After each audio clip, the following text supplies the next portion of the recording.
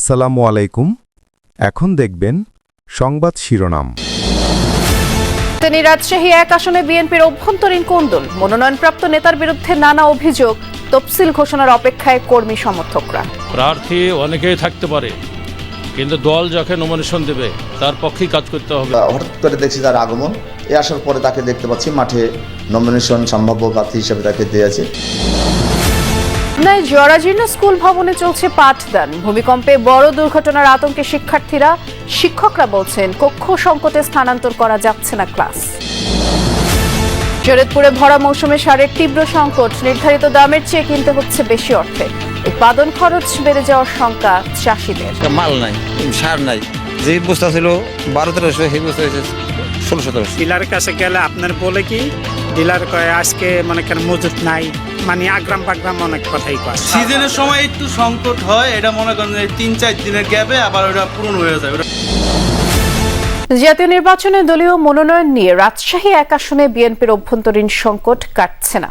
মনোনয়নপ্রাপ্ত নেতার বিরুদ্ধে নানা অভিযোগ তুলে নিয়মিত কর্মসূচি পালন করছেন একাংশের নেতাকর্মীরা। তাদের দাবি, এই আসনে জামায়াত প্রার্থীর বিপরীতে জিততে হলে বিএনপির প্রার্থীর বদল করতে হবে। আর এই আগুনে ঘি ঢেলেছে সম্প্রতি তাদের কর্মসূচিতে হামলা সংঘাতের ঘটনা। তবে মনোনয়নপ্রাপ্ত নেতা সমর্থকরা বলছেন তফসিল ঘোষণা হলেই নিজেদের দ্বন্দ্ব মিটে যাবে।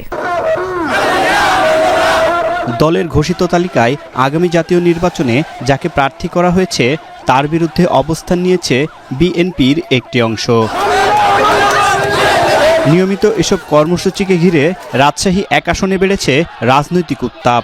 সম্প্রতি এমন এক কর্মসূচিতে হামলাকে কেন্দ্র করে দলের অভ্যন্তরীণ সংঘাতের ঘটনা বাড়িয়েছে উদ্বেগ। তানোর গোদাগাড়ী উপজেলা নিয়ে গঠিত রাজশাহী এক আসনটি সব দলের জন্যই রাজনৈতিকভাবে গুরুত্বপূর্ণ। সে কারণে এ আসনে সব দলই চেষ্টা করে নিজেদের হেভিওয়েট প্রার্থীকে মনোনয়ন দিতে। এর আগে আসনটি থেকে টানা 3 বার সংসদ সদস্য নির্বাচিত হয়েছিলেন বিএনপির প্রয়াত নেতা ও সাবেক মন্ত্রী ব্যারিস্টার আমিনুল হক। এবার তালিকায় রয়েছে তার ভাই অবসরপ্রাপ্ত মেজর জেনারেল শরীফ উদ্দিনের নাম। স্থানীয় নেতাকর্মীদের এক অংশের দাবি, দীর্ঘ আন্দোলন সংগ্রামে তার কোনো অবদানই ছিল না। যাকে নমিনেশন দিয়েছে তাকে আসলে তৃণমূল চাচ্ছে না। 16 বছরের আন্দোলন সংগ্রামে যাদেরকে আমরা পেয়েছি মনোনয়ন প্রত্যাশী ধানের শীষের, তারা মনোনয়ন সম্ভব প্রার্থী হয়নি। তবে সমর্থকরা বলছেন শুধু শরীফ উদ্দিনই নন, তার পুরো পরিবারের অবদানেই চাঙা হয়েছে বিএনপির রাজনীতি। প্রার্থী অনেকেই থাকতে পারে, কিন্তু দল যাকে নমিনেশন দেবে তার পক্ষেই কাজ করতে হবে। তারা একটু চেষ্টা করছে যে এটা করলে মনে হয় আমার দৃষ্টিটা হয়তো বা জনাব তারেক রহমান বা পার্টির হাইকমান্ডের দিকে পড়বে। জামায়াতে ইসলামী এ আসনে প্রার্থী করেছে দলের কেন্দ্রীয় সিনিয়র নায়েবে আমির মুজিবুর রহমানকে। শরীফ উদ্দিনের সমালোচকরা বলছেন এই হেভিওয়েট প্রার্থীকে হারাতে হলে বিএনপির প্রার্থী বদল করতে হবে। প্রার্থী যেটা ঘোষণা করেছে সেটা তো মহাসচিব সাহেব বলেছেন এটা সম্ভাব্য প্রাথমিক। 5 আগস্টের পরে উনি এই বিএনপিতে হঠাৎ করে দেখছি তার আগমন, আসার পরে তাকে দেখতে পাচ্ছি মাঠে নমিনেশন সম্ভাব্য প্রার্থী হিসেবে তাকে দিয়েছে।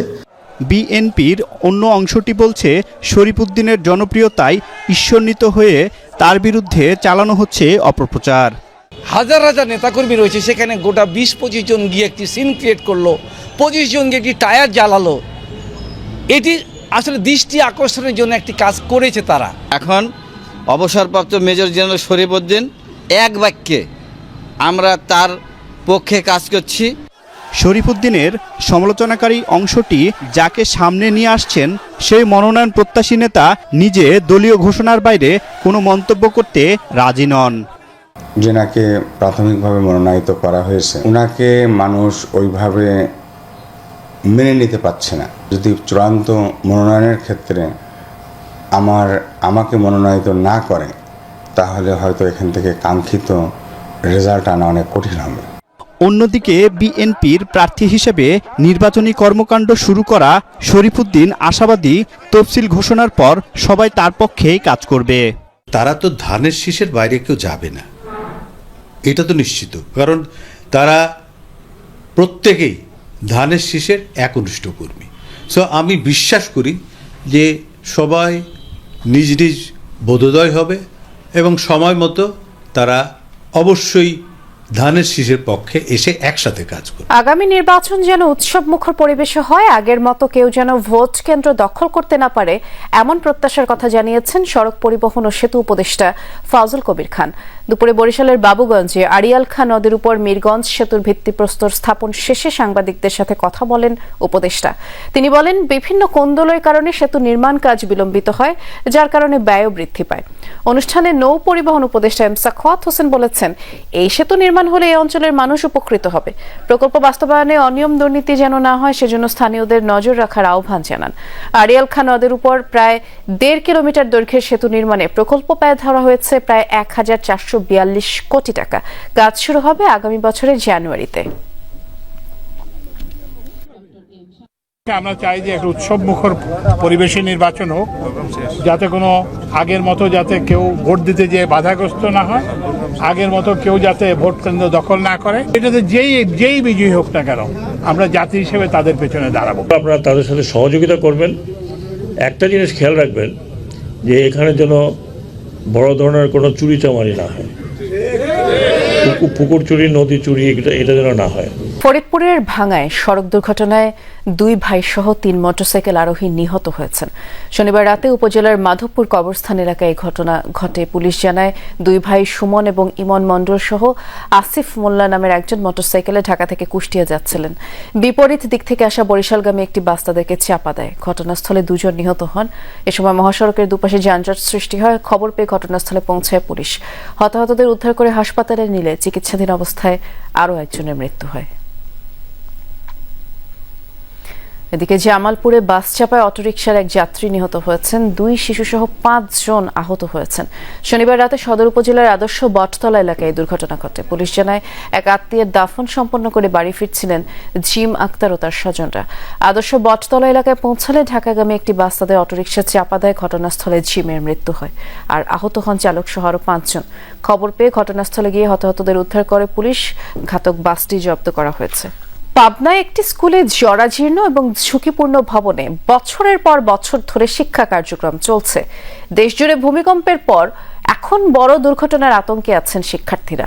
ভবন ধসের আশঙ্কায় বিদ্যালয়ে আসতেও অনীহা দেখা দিয়েছে। শিক্ষকরা বলছেন, কক্ষ সংকটে ক্লাস স্থানান্তর করা সম্ভব হচ্ছে না। স্কুল ভবন যেন মৃত্যু ফাঁদ, যে কোনো সময় ভেঙে পড়ার শঙ্কা নিয়েই চলছে পাঠদান। দেশ স্বাধীন হওয়ার বছরখানেক পর টিনের ঘরে শুরু হয় ভুলবাড়িয়া উচ্চ বিদ্যালয়ের কার্যক্রম। 1980 সালে 7 কক্ষের একতলা ভবন নির্মাণ হয়। সেই ভবন এখন ব্যবহারের অনুপযোগী। এরই মধ্যে পরিত্যক্ত হয়েছে ঝুঁকিপূর্ণ 2টি কক্ষ। বাকি 5টিতে কোনো রকমে 7ম থেকে 10ম শ্রেণীর ক্লাস নিচ্ছেন শিক্ষকরা। তবে সাম্প্রতিক ভূমিকম্পের পর সেখানেও আসতে ভরসা পাচ্ছে না ছাত্রছাত্রীরা।